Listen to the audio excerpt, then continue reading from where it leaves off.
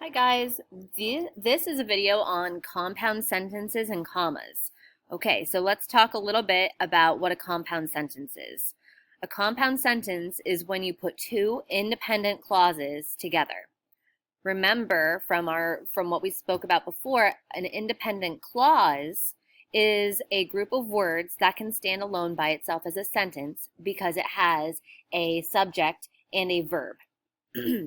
An independent clause can be a sentence by itself, as it says in our punctuation pointer. Remember, an independent clause, it can stand alone independently because it has both a subject and a verb. Okay? It's different than a phrase because a phrase lacks a subject or a verb. Now, a compound sentence is made up of two or more independent clauses that are joined by a coordinating conjunction like and, but, or, nor, for, so, or yet.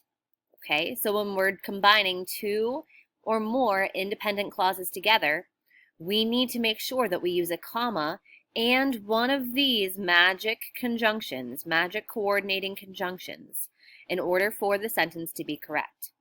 It says put a comma before a coordinating conjunction that joins two independent clauses that could originally have been their own sentences into one whole sentence. Let's take a look at the example. I need to study for a test tonight, but I left my book at school.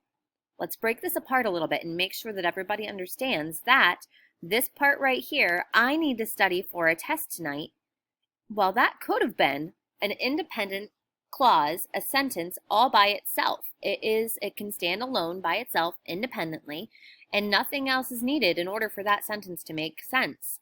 Okay, we have our subject, I. We have our verb, need, and this is what is needed to study for a test tonight. Okay, I need to study for a test tonight can stand alone by itself as one sentence. Now let's take a look at the other proposed independent clause. I left my book at school. Of course, this makes sense by itself as a sentence. I is our subject. Left is what the subject did. That's our verb. And this is what the subject left at school, my book at school.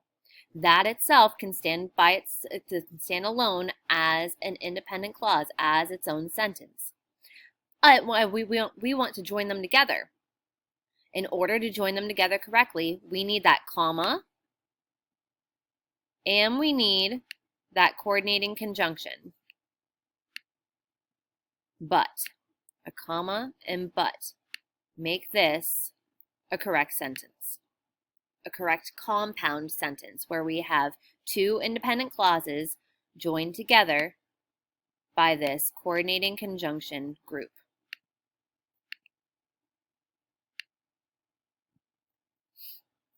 It's not letting me make a square here, so I'm not going to even bother. All right.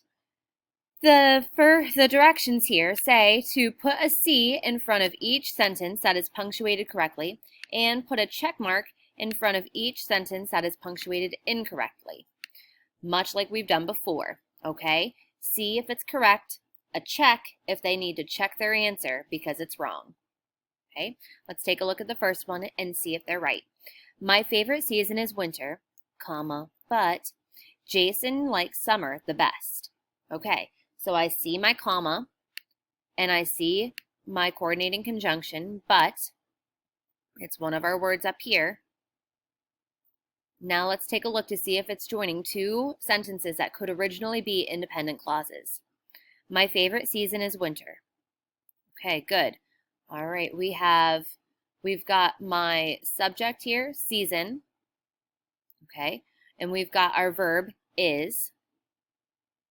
Good. So that can stand alone by itself. All right. Now let's look at the next one. Jason likes summer best. Perfect. We've got our subject and we've got our verb, Jason likes, and this is what Jason likes.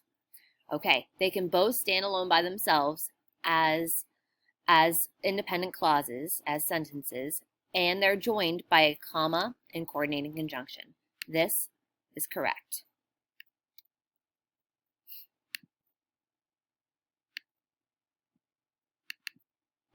Good. The next one says, I slept through the night, yet I was still tired in the morning.